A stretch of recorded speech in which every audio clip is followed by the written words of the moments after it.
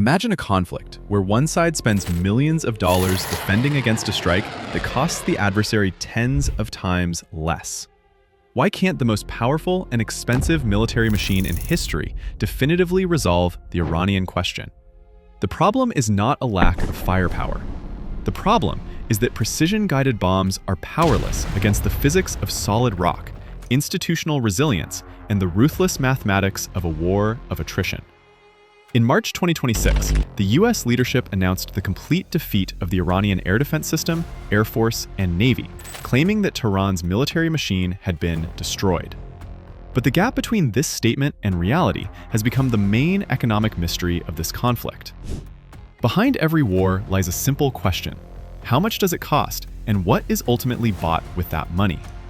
Today, we will break down the difference between simply winning battles and actually winning a war. Let's start with the physics. For 2 decades, Iran lived with the understanding that one day American bombers would pay them a visit. What do you do when your enemy has the best aviation on the planet? You don't build beautiful concrete hangars on the surface. You grab a shovel. Or rather, industrial tunnel boring machines. Nature gifted Iran the best air defense system in the world, the Zagros mountain range. They took the specifications of the most powerful US bunker buster bombs, looked at their maximum penetrating capability, and dug their factories a couple of dozen meters deeper. Let's get to the numbers. The Fordow nuclear facility is hidden beneath 80 to 90 meters of solid rock. And the new complex at Natanz, according to satellite imagery, goes underground to an extreme depth of 100 meters.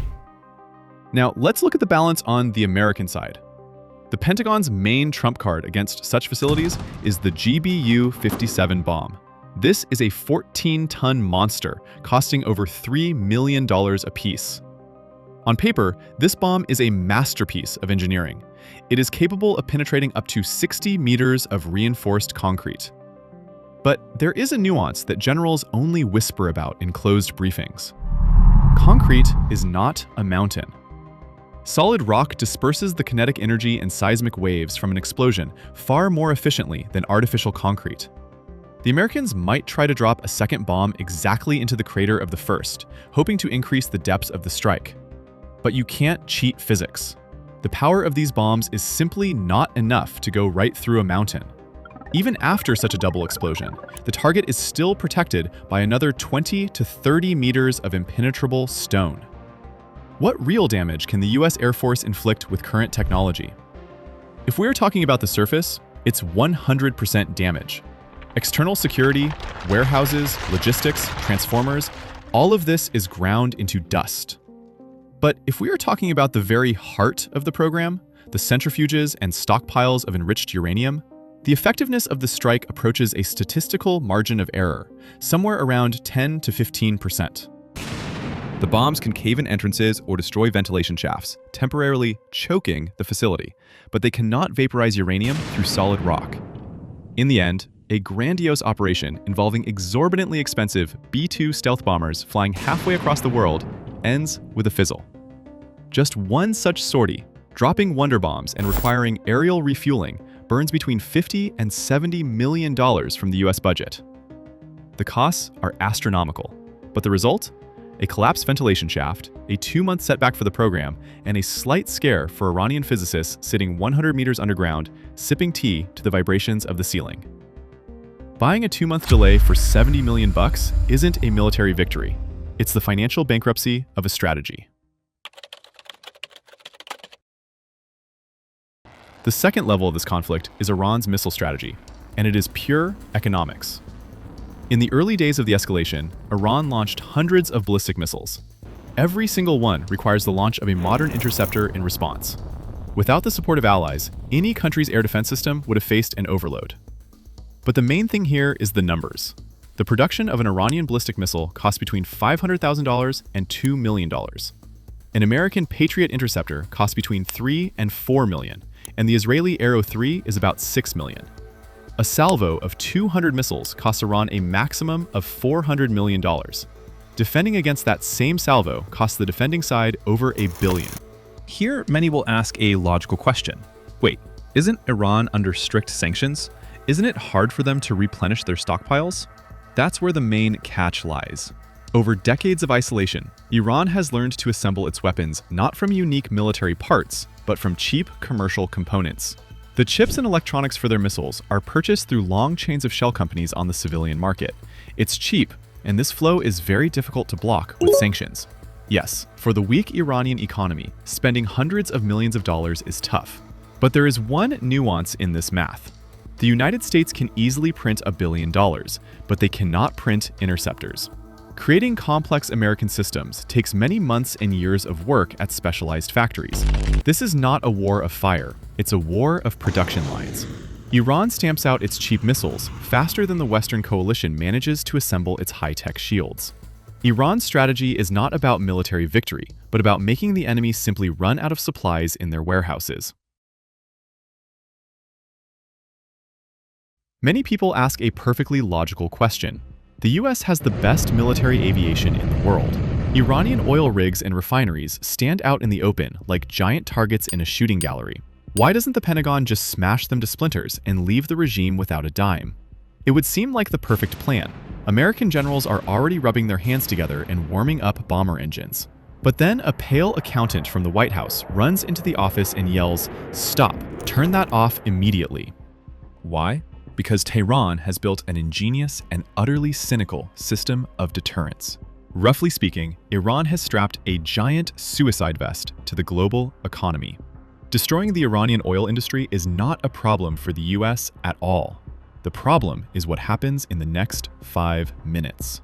Iran has a clear plan in case of losing its wells, which sounds like, if I can't have it, no one will.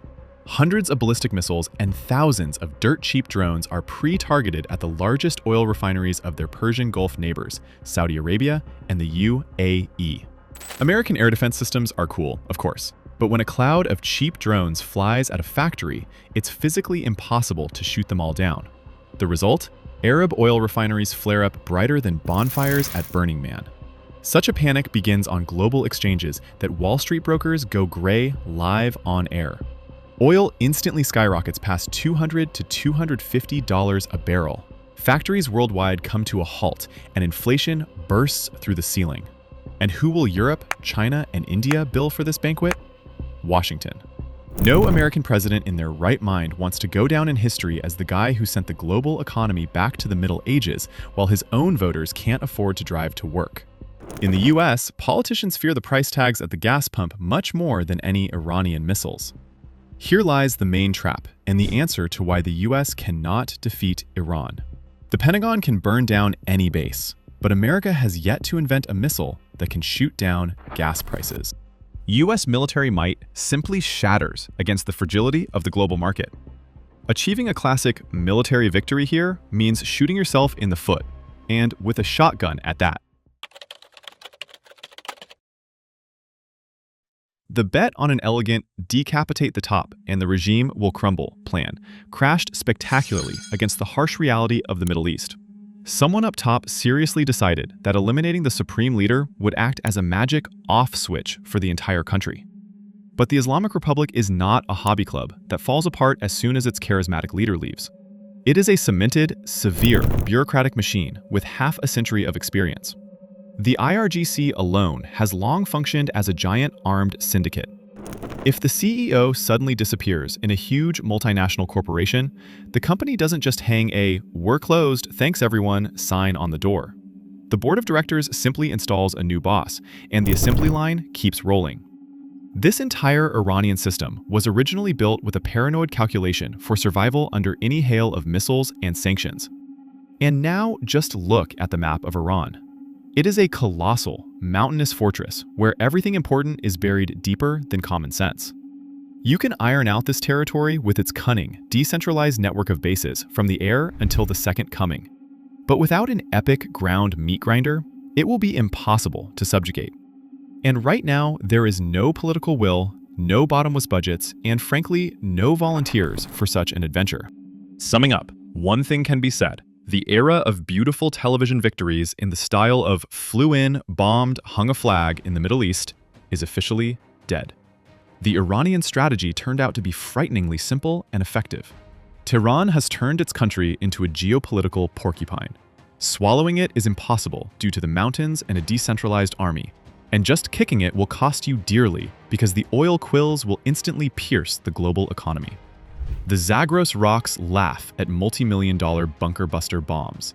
Cheap drones and ballistics methodically bankrupt elite air defense systems. And the prospect of oil at $200 a barrel ties the hands of politicians in Washington more securely than any peace treaties. In the end, the most perfect, expensive, and technologically advanced military machine in human history found itself held hostage by the harsh physics of solid rock, primitive missile accounting, and the fear of gas station price tags somewhere in Texas.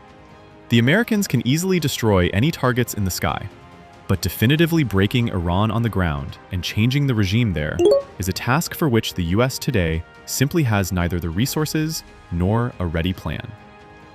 If you liked this breakdown, be sure to hit the like button and subscribe to the channel so you don't miss new episodes. And let us know in the comments, do you think Washington will ever risk a full-scale ground invasion? Thanks for watching, and see you next time.